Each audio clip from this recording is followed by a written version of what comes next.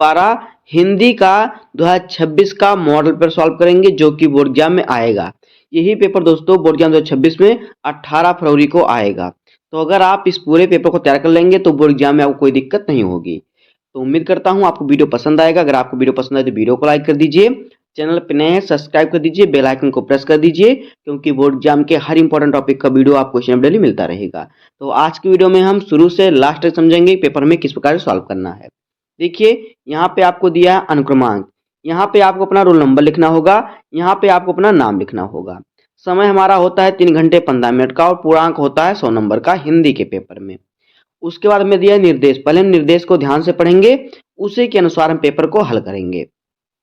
तो पहला निर्देश है कि प्रारंभ के 15 मिनट परीक्षार्थियों को प्रश्न पत्र पढ़ने के लिए निर्धारित हैं। कहने का मतलब है कि जो शुरुआत का 15 मिनट आपको मिलेगा उसमें आपको प्रश्न पत्र को पढ़ना है।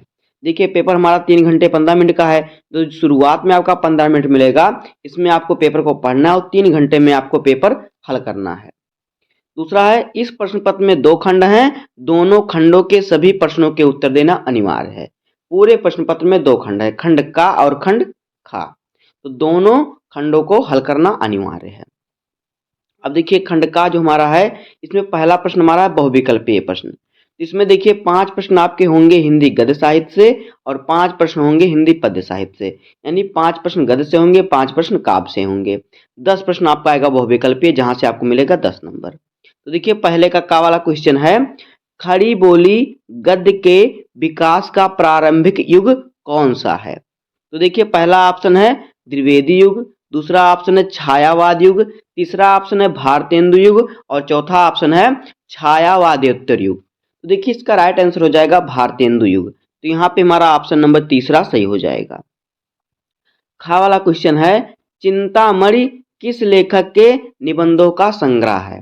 पहला ऑप्शन है महावीर प्रसाद द्विवेदी, दूसरा ऑप्शन है हजारी प्रसाद द्विवेदी, तीसरा ऑप्शन है रामचंद्र शुक्ल और चौथा ऑप्शन है विनोबा भावे। तो देखिए इसका राइट आंसर हो जाएगा रामचंद्र शुक्ल। चिंतामणि जो निबंध है इसके लेखक हैं रामचंद्र शुक्ल। तो यहाँ पे ऑप्शन नंबर हमारा तीसरा सही हो जाएगा। गा वाला क्वेश्चन है, कल्प वृक्ष निबंध के रचनाकार हैं। पहला ऑप्शन है जयशंकर प्रसाद, दूसरा ऑप्शन है भगवती चरण वर्मा, तीसरा ऑप्शन है शिव प्रसाद सिंह और फिर चौथा ऑप्शन है वासुदेव शरण अग्रवाल। तो देखिए इसका राइट आंसर जो हमारा है वो हो जाएगा वासुदेव शरण अग्रवाल। जो कल्प वृक्ष निबंध है इसके जो रचनाकार हैं वो है वासुदेव शरण अग्रवाल। तो यहाँ पे ऑप्शन नंबर चौथा जो है हमारा वो सही हो जाएगा।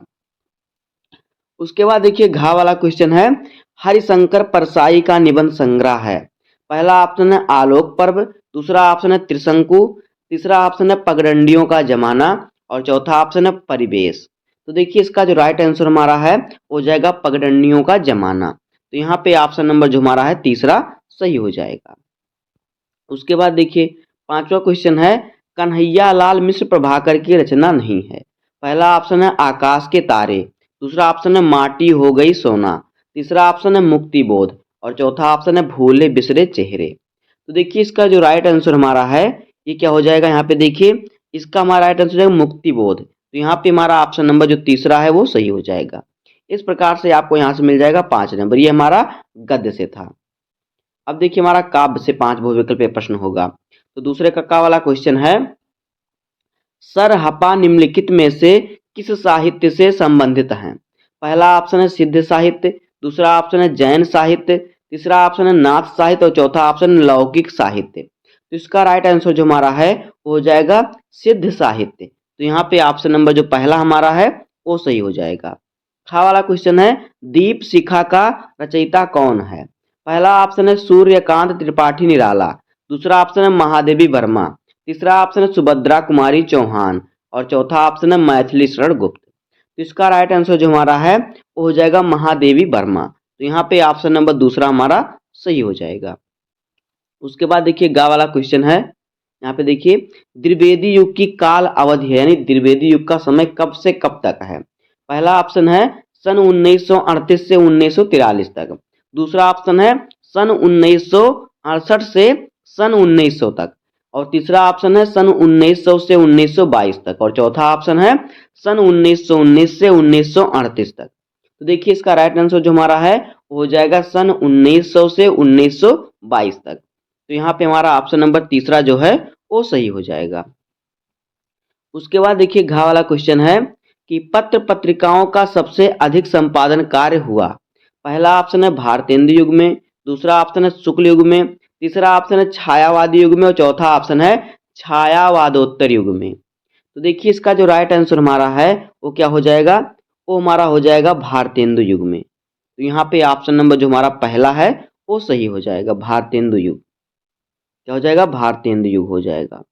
उसके बाद देखिए पांचवा क्वेश्चन हमारा है आंगन के पार द्वार रचना है। पहला ऑप्शन है जयशंकर प्रसाद, दूसरा ऑप्शन है महादेवी वर्मा, तीसरा ऑप्शन है आज्ञेय और चौथा ऑप्शन है सुमित्रानंदन पंत। तो देखिए इसका जो राइट आंसर हमारा है ये हो जाएगा आज्ञेय। तो देखिए कभी कभी पूछता है कि आज्ञेय का पूरा नाम, तो आज्ञेय जी का पूरा नाम क्या है, सच्चिदानंद हीरानंद वात्स्यायन आज्ञेय। तो इस प्रकार से आपका हो जाएगा 10 बहुविकल्पीय प्रश्न, जहां से आपको मिलेगा 10 नंबर। उसके बाद देखिए तीसरा प्रश्न हमारा है निम्नलिखित गद्यांशों पर आधारित निम्नलिखित प्रश्नों के उत्तर दीजिए। यह भी क्वेश्चन भी आपका 10 नंबर का होगा।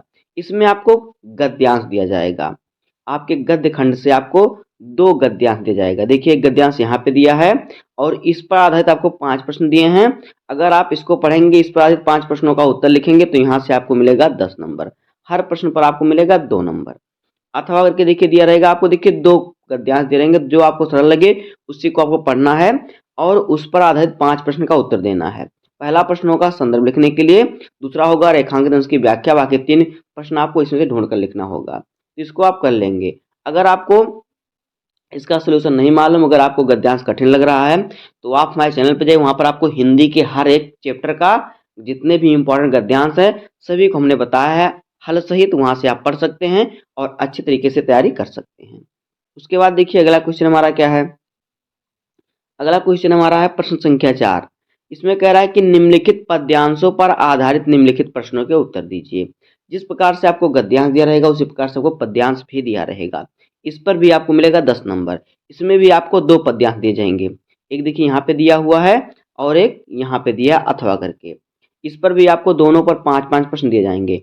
जो आपको सरल लगे उसी को आपको पढ़ना है और उस पर आधारित 5 प्रश्नों का उत्तर देना है। तो यहाँ से भी आपको मिलेगा 10 नंबर। पहला प्रश्न यहाँ पर भी आपका संदर्भ लिखने के लिए होगा, दूसरा प्रश्न रेखांकित अंश की व्याख्या होगा और 3 प्रश्न उसी में से ढूंढकर लिखना है। इस प्रकार से हर प्रश्न पर आपको मिलेगा 2 नंबर। इस प्रकार से यहाँ से भी आपको मिलेगा 10 नंबर। इसको भी अगर आपको नहीं मालूम तो इसका भी हमने जितने भी चैप्टर्स के हैं सभी का हमने सोल्यूशन बना दिया है वीडियो, वहाँ पर आप देख सकते हैं। प्ले लिस्ट में जाइएगा, आपको वहाँ पे मिल जाएगा, वहाँ से आप अच्छी तरीके से तैयारी कर सकते हैं। उसके बाद देखिए अगला प्रश्न हमारा है प्रश्न संख्या 5। तो पांचवें का प्रश्न है निम्नलिखित में से किसी एक लेखक का जीवन परिचय देते हुए उनकी प्रमुख रचनाओं का उल्लेख कीजिए। अधिकतम शब्द सीमा 80। ये प्रश्न भी आपका 5 नंबर का है। किसी एक लेखक का जीवन परिचय लिखिए और उनके प्रमुख रचना का उल्लेख कीजिए 80 शब्दों में। तो यहाँ से आपको मिलेगा 5 नंबर। 3 नंबर आपको मिलेगा जीवन परिचय पर, 2 नंबर आपको मिलेगा रचना पर। इस प्रकार से आपको मिल जाएगा 5 नंबर। तो देखिए यहाँ पे हमें कौन कौन से लेखक दिए हैं। पहले हैं आचार्य हजारी प्रसाद द्विवेदी, दूसरा है डॉक्टर एपीजे अब्दुल कलाम, तीसरा जैनेन्द्र कुमार। तो तीनों में से किसी एक लेखक का आपको जीवन परिचय लिखना है और क्या लिखना है, रचना लिखना है। यहाँ से आपको मिलेगा 5 नंबर। उसके बाद देखिए पांचवें का खा वाला क्वेश्चन है निम्नलिखित कवियों में से किसी एक कवि का साहित्यिक परिचय देते हुए उनकी कृतियों का उल्लेख कीजिए। अधिकतम शब्द सीमा 80। ये प्रश्न भी आपका 5 नंबर का है। ऊपर आपको लेखक का जीवन परिचय लिखना था, यहाँ पर आपको कवि का साहित्यिक परिचय लिखना है। तो 3 कवि दिए हैं, तीनों में से किसी एक कवि का आपको साहित्यिक परिचय लिखना है और उनकी रचनाएं लिखना है। यहाँ से भी आपको मिलेगा 5 नंबर। इसको भी आपको लिखना है 80 शब्दों में। 3 नंबर आपको मिलेगा साहित्यिक परिचय पर, 2 नंबर आपको मिलेगा रचना पर। इस प्रकार से यहाँ से आपको मिलेगा 5 नंबर। उसके बाद देखिए हमारा प्रश्न संख्या 6 है कि कर्मनाशा की हार अथवा बहादुर कहानी के प्रमुख पात्र का चरित्र चित्रण कीजिए। ये भी आपका 80 शब्दों में लिखना है। यहाँ से भी आपको मिलेगा 5 नंबर। अथवा करके दिया है पंचलाइट कहानी के प्रमुख पात्र की चारित्रिक विशेषताओं पर प्रकाश डालिए। तो यहाँ देखिए यहाँ पर आपको कर्मनाशा की हार या फिर बहादुर या फिर पंचलाइट, तीनों में से किसी एक कहानी का आपको सारांश लिख देना, उस पर आपको 5 नंबर मिल जाएगा। उसमें सभी का चित्र चित्रण हो जाएगा। अब देखिए हमारा आ गया प्रश्न संख्या 7। प्रश्न संख्या 7 हमारा है, स्वपठित खंड काव्य के आधार पर किसी एक खंड काव्य के प्रश्न का उत्तर दीजिए। ये भी आपको 80 शब्दों में लिखना है, इस पर भी आपको मिलेगा 5 नंबर। तो स्वपठित खंड काव्य जो होता है ये हर जिले में अलग अलग आता है। देखिए आपके जिले में कौन सा खंड काव्य आता है उसी को आप पढ़िए। अगर आपको नहीं मालूम है तो आप अगर क्वेश्चन बैंक लिए हैं तो वहां से भी आपको मालूम हो जाएगा कि आपके जिले में कौन सा खंड काव्य आता है। अगर आपको नहीं मालूम है तो आप गूगल भी कर सकते हैं और यूट्यूब पे भी सर्च कर सकते हैं। वहाँ से आपको मिल जाएगा कि आपके जिले में कौन सा खंड काव्य आता है, उसी को आप पढ़िए और उसी को आपको 5 नंबर वहाँ बोर्ड में आपको मिल जाएगा, उसी को आपको लिखना होगा। उसके बाद देखिए, उसके हमारा आ गया खंड खा। तो खंड खा देखिए हमारा क्या है, खंड खा में हमारा प्रश्न संख्या 8वें का क्वेश्चन है कि निम्नलिखित संस्कृत गद्यांशों में से किसी एक का ससंदर्भ हिंदी में अनुवाद कीजिए।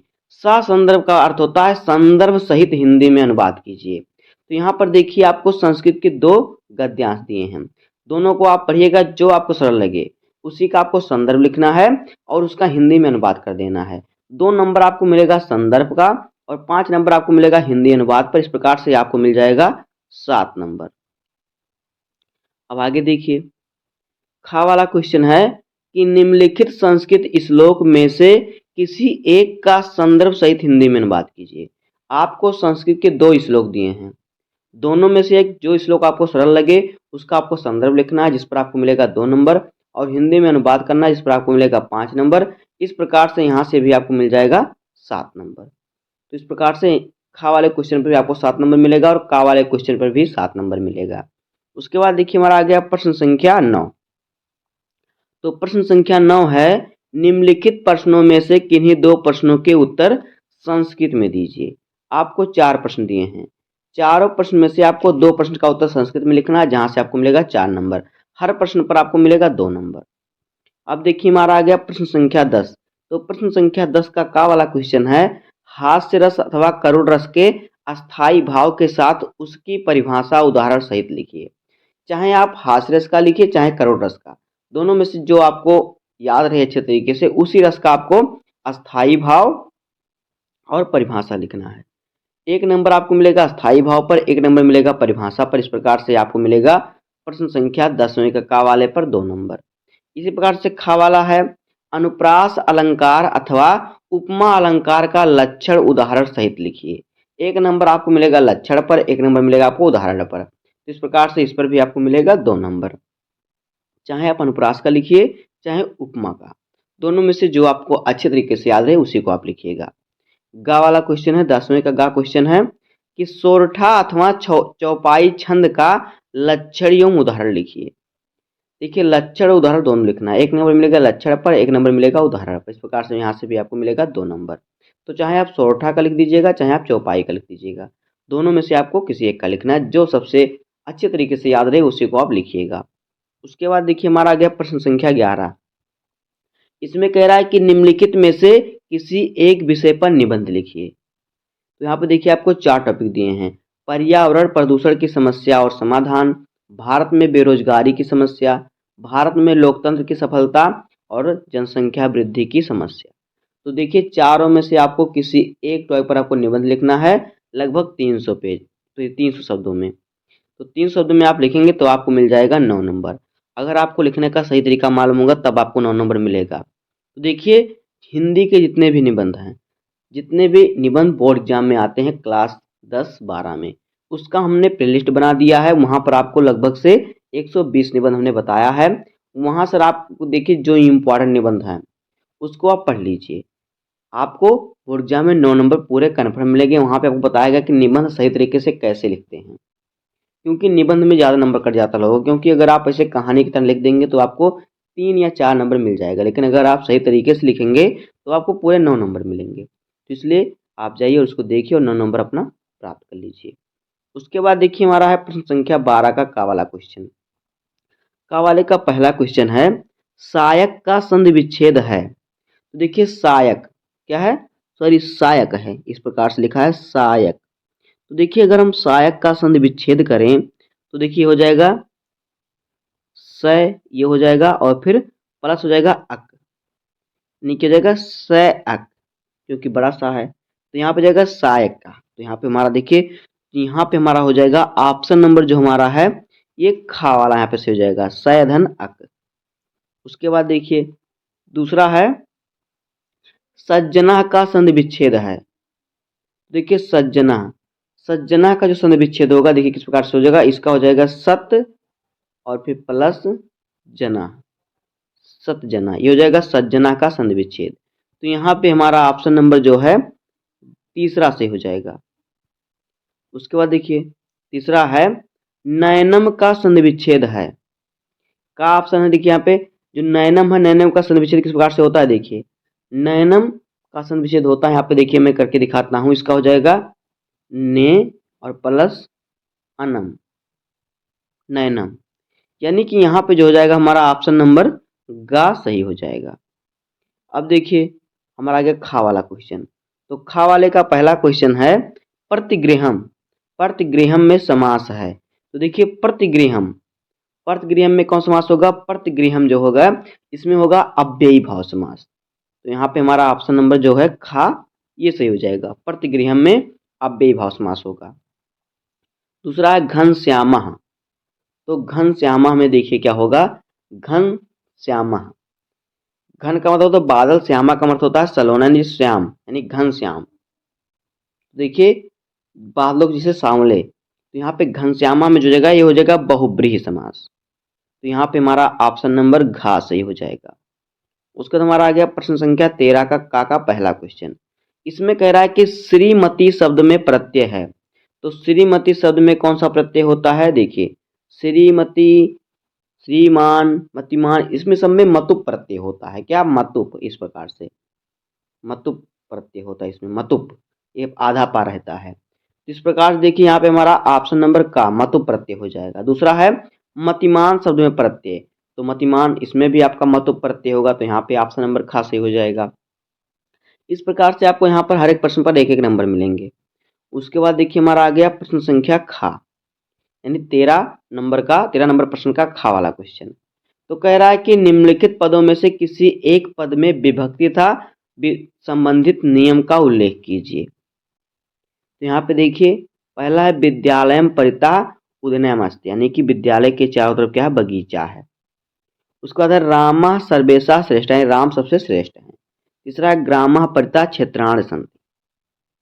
तो इस प्रकार देखिए अगर हम पहले का, अगर हम जो है इसका पहले का अगर हम रेखांकित पद का विभक्ति और संबंधी नियम लिखें, तो देखिए इसमें जो पद है, इसमें जो हो जाएगा पद, इसमें पद जो हो जाएगा परितः, इसमें परितः पद हो जाएगा, और उसमें विभक्ति हो जाएगा द्वितीय विभक्ति, इसमें जो है द्वितीय विभक्ति हो जाएगी, द्वितीय विभक्ति।